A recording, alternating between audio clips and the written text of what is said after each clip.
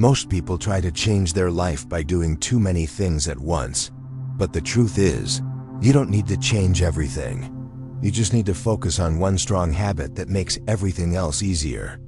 There's a rule called the 80-20th rule. It says that 80% of results come from just 20% of the effort. That means a small part of your daily actions creates most of your success. The same goes for your habits. One powerful habit can change your entire life. So what is that habit?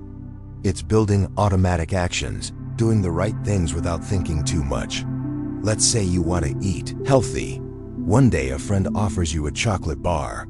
You're on a diet, trying to lose weight and feel better. This small candy bar looks so tempting. You stare at it.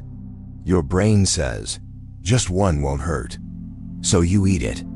Next time, it's harder to say no. Again, you give in. Soon you stop the diet completely and go back to old habits. Why?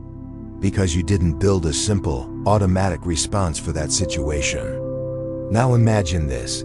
The same friend offers you chocolate, and your body reacts differently. You notice the craving, but you also remember your goal. Instead of eating candy, you pull out an apple from your bag and eat that. It happens fast, like brushing your teeth every morning. You don't think twice. It's your new habit, your new normal.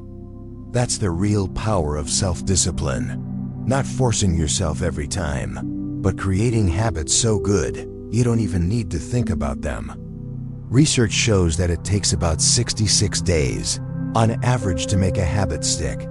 That means if you do something every day for just over 2 months, it becomes natural. Some people need 18 days, others need more than 200. But the idea is simple. The more you repeat something, the easier it gets. At the start, you need discipline. But over time, discipline turns into routine, and that routine builds your future. A man named Charles Duhigg wrote a book called The Power of Habit. He explains that every habit has 3 parts: a cue, an action, and a reward. For example, you see a chocolate bar. You eat it. You enjoy the sweet taste. Your brain connects these steps. Every time you see the cue, it expects the reward. That's why bad habits are hard to break.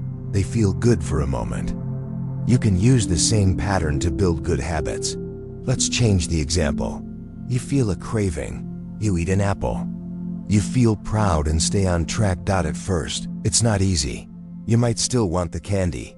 But if you choose the apple, again and again, your brain will begin to connect it with the reward. It becomes your default action. This process works with any habit, and you don't need to do everything at once. Start with one small habit that has the biggest effect. These are called keystone habits.